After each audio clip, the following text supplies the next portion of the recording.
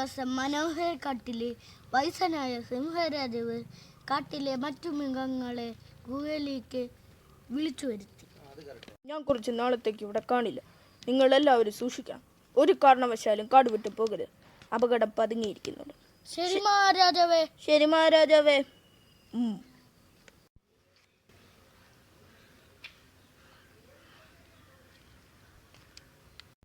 ഓഹോ, അപ്പോൾ ആവേശൻ നാടുവിടുകയാണോ? കാട്ടിലെ മൃഗങ്ങളെ എല്ലാം തിന്നു തീർക്കാം.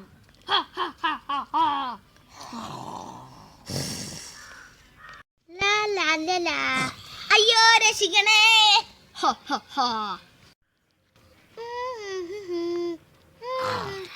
അയ്യോ രക്ഷിക്കണേ.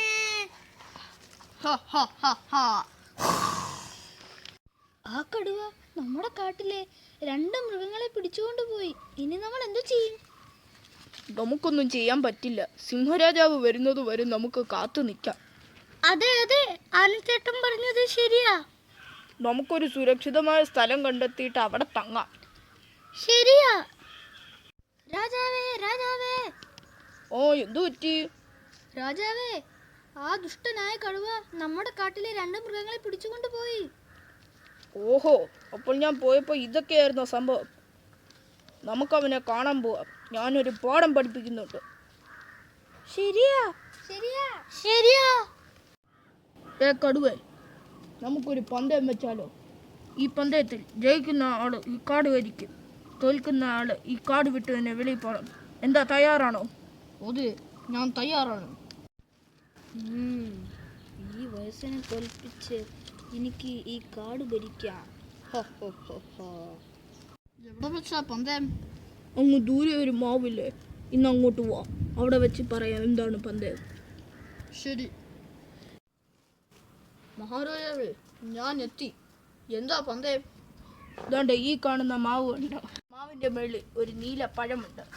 അത് നീ എടുക്കണം. നിനക്ക് പറ്റുമോ? ഇത്ര നിസ്സാര പന്തയമോ?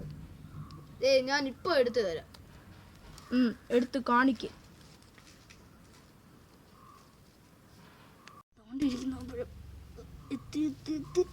അയ്യോ, രക്ഷിക്കണേ. ഇങ്ങോട്ടോ. എന്നോട് ക്ഷമിക്കണം രാജാവേ, എനിക്കൊരു തെറ്റ് പറ്റി. ശരി, ഞാൻ ക്ഷമിച്ചിരുന്നു. പക്ഷെ പന്തയത്തിൽ പറഞ്ഞതുപോലെ നീ കാട് വിട്ട് പോകണം. ശരി, ഞാൻ കാട് വിട്ട് പൊയ്ക്കോളാം. കൂട്ടുകാരെ, നമ്മൾ ഈ കഥയിൽ മനസ്സിലാക്കേണ്ടത് ശക്തി മാത്രം പോരാ, ബുദ്ധിയും വേണം. നിങ്ങൾക്ക് ഞങ്ങളുടെ ചാനൽ ഇഷ്ടമായെങ്കിൽ സബ്സ്ക്രൈബ് ചെയ്യാനും ലൈക്ക് ചെയ്യാനും മറക്കരുത്. അപ്പോൾ നമ്മൾ ഇനിയും ഒരു പുതിയ വീഡിയോയുമായി നമ്മൾ പിന്നെയും വരും. എല്ലാവർക്കും ബൈ ബൈ.